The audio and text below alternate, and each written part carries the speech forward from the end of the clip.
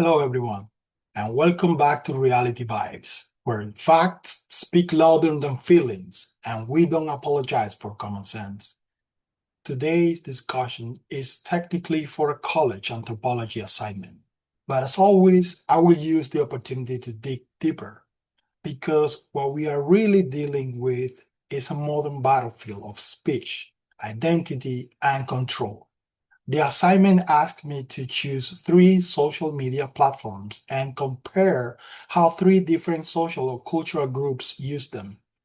We were told to analyze patterns and draw broader conclusions about how these apps are used and, by extension, how they shape our society. Challenge accepted. Let's begin with the platforms I selected: X, formerly known as Twitter, Facebook, and Reddit. These weren't random choices. Each of them represents a different tier in today's digital censorship pyramid. X, since Elon Musk's takeover, has become the closest thing we have to a functioning public square. It is raw, it is chaotic, and it's still crawling with bots. But unlike the old Twitter regime, it no longer punishes dissent the way it used to. That alone makes it worth including. Facebook is a strange middle ground. It gives the illusion of being a community-driven platform, but behind the curtain, it is a corporate surveillance tool loaded with algorithmic manipulation. And then there is Reddit, a platform that claims to be open and democratic. But in reality, Reddit is where free thought goes to die, moderated into oblivion by ideological enforcers posing as volunteers.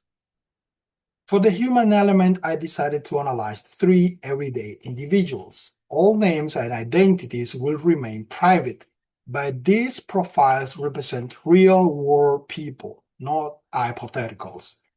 First, we have a middle-aged, center-right agnostic man. He's skeptical of institutions, values, freedom of speech, and uses social media to share facts, opinions, and real concerns. Next, there is a boomer age, religious, super conservative woman. She is deeply rooted in faith and patriotism and uses platforms to stay in touch with her church, familia, and political families. Lastly, we have a 41-year-old woman who is politically neutral. She dislikes the extreme of both the right and the left. She is not interested in activism, identity politics, or conspiracy theories. She just wants calm, truth, and basic stability in her media environment. Let's talk about how these three individuals experience each platform, starting with X. For many, many years, conservatives were systematically banned, throttled, or silenced on Twitter.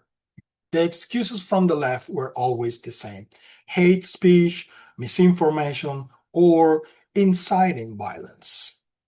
Even when users were just quoting statistics, religious beliefs, or political opinions that were completely mainstream in any sane country.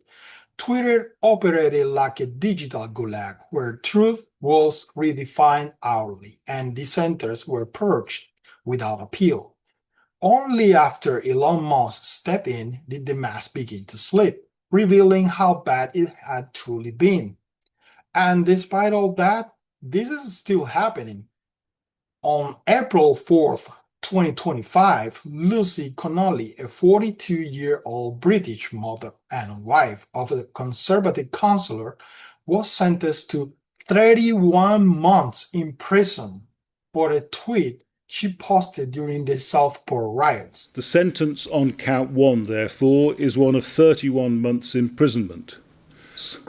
And whilst you may well have understood the grief of those who suffered their own tragic losses in Southport, you did not send a message of understanding and comfort.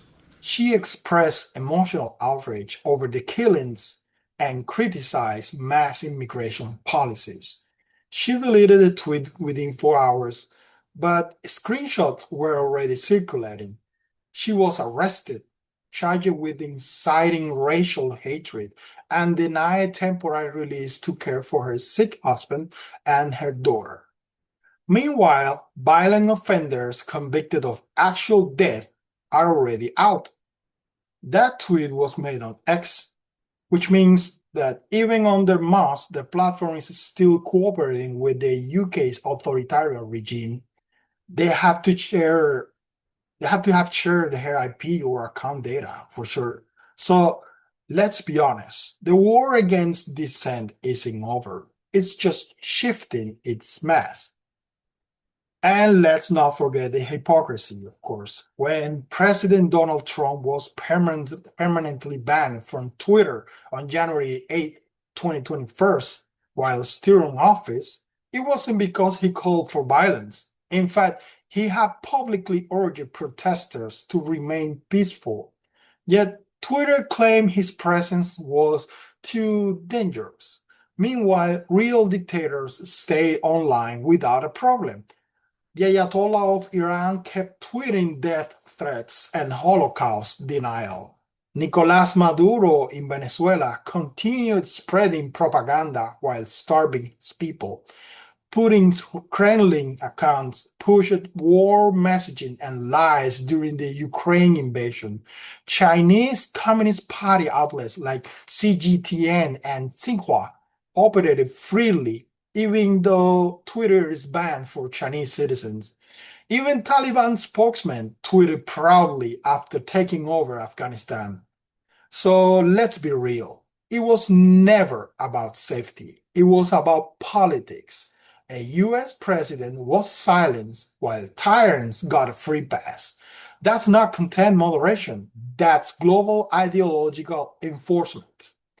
In the meantime, here in America, and for several years now, our middle-aged man uses X the way it was intended to engage in open political discussion, quote the Constitution, call out media bias, and connect with people who value liberty. Before most, his posts were either hidden, flagged, or outright banned. Now, he's not safe. No one really is, but at least he has a chance to be heard. He can share a perspective that doesn't bow down to the latest trend, and that's rare in today's tech landscape. The boomer woman doesn't use X much. It's too loud, too chaotic, too fast.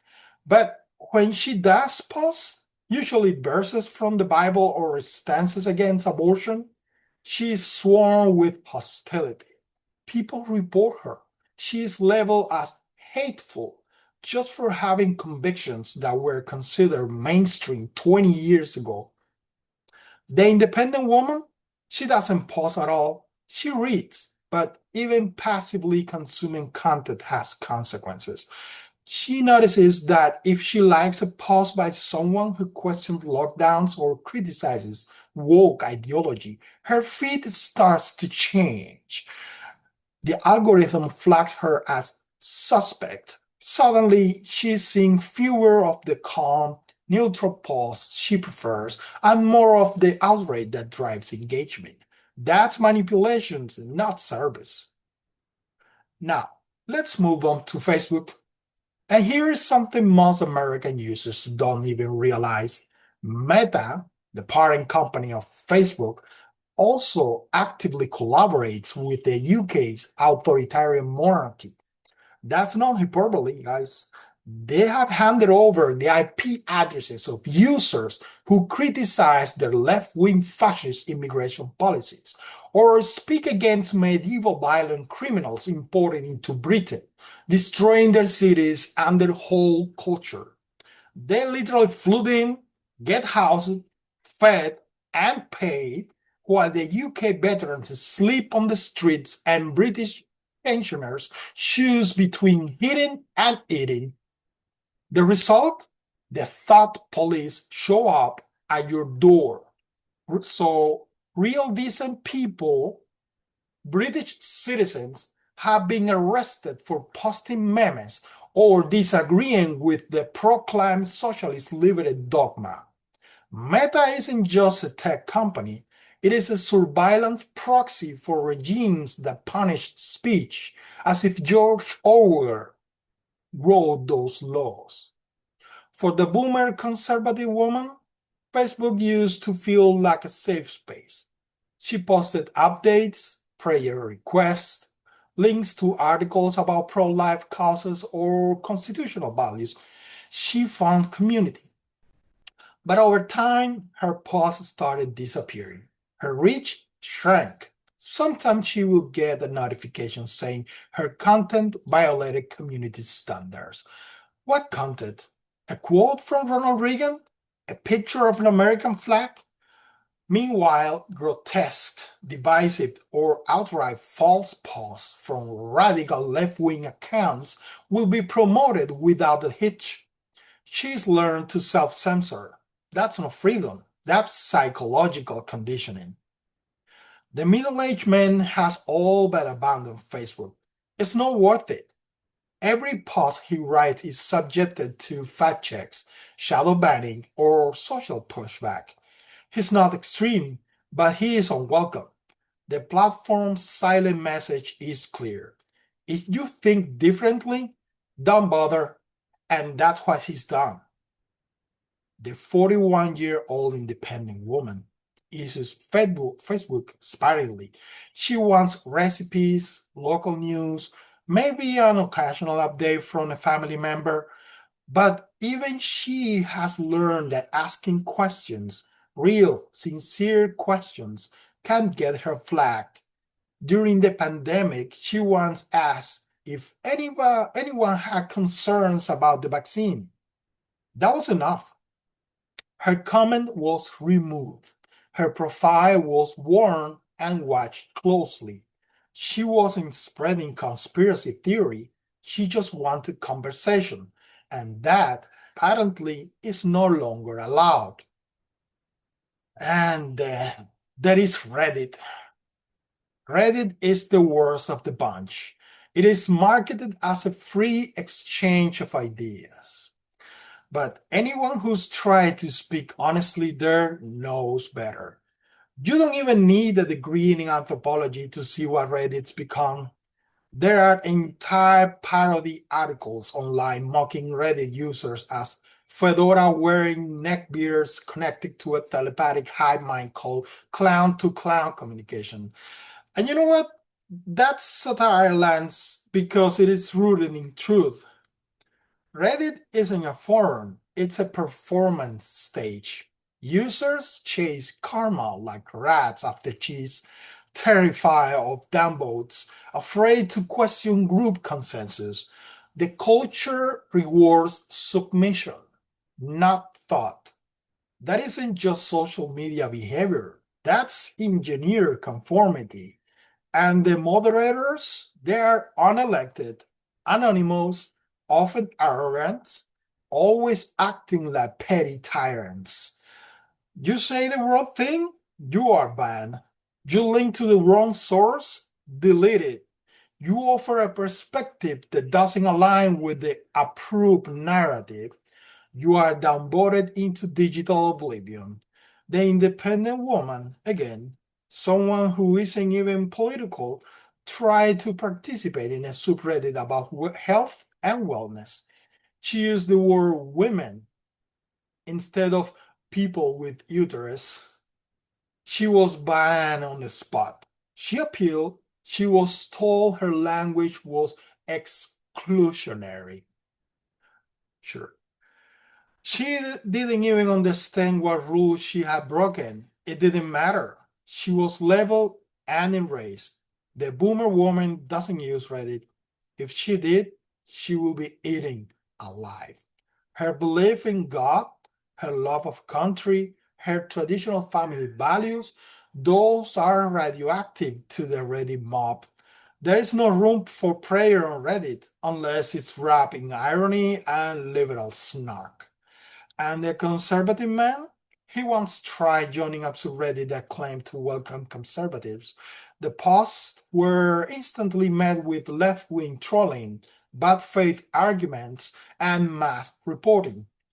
Moderators looked the other way. He deleted his account. not worth the fight. So, what does all this tell us? It tells us that social media isn't just a reflection of culture, it is a tool for engineering it.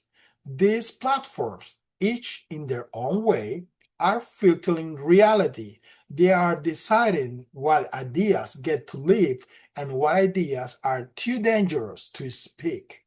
And the rules aren't applied equally. If you lean left, you are protected. If you lean right, you are punished. If you are neutral but curious, you are monitored. This isn't about safety, this is about control. The assignment asks us to peel back the layers, to look deeper into how and why different people are interacting with these platforms, and to draw broader conclusions about what that says about society. So here is mine.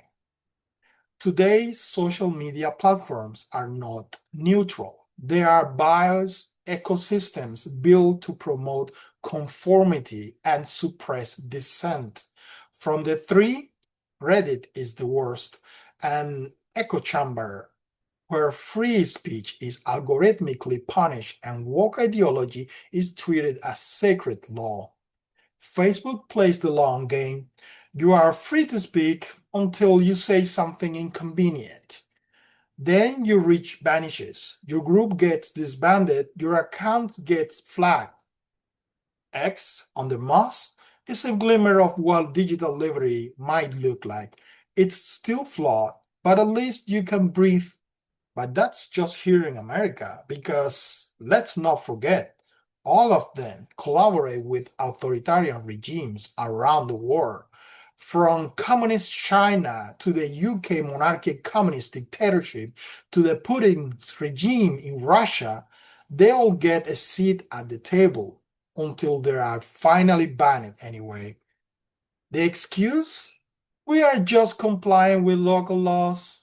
Yeah, well, that's what the Nazis said too when they were asked to explain their rolling atrocities. Just following orders. Yeah, sure. Big Tech has adopted that exact same cowardice. They sell out freedom, they hide behind legality like it makes them innocent. It doesn't. So here's my conclusion. Social media doesn't just show us how different people use technology, it shows us how different people are allowed to exist or not in public discourse. The middle aged conservative man, the boomer religious woman, the politically neutral 41-year-old woman, they are all, in different ways, pushed to the margins for refusing to play the ideological game. And that's all school communist censorship. It is fascism. And in a fascist techno dictatorship like the one we are living in, the most honest and healthy decision any sane person can make is to stay far away from all social media entirely. These platforms are designed for surveillance, manipulation, and control, not connection. And if we do participate, the only rational method left is to do it under a burner account, one that protects your identity, shields you from mob targeting, and gives you the freedom to speak without fear of being digitally executed by the left menace. At least that's what I did. Because make no mistake, if you pause under your real name with your real face and say something even slightly out of step with the narrative, your life can be ruined overnight by the woke fascists. And for what, guys?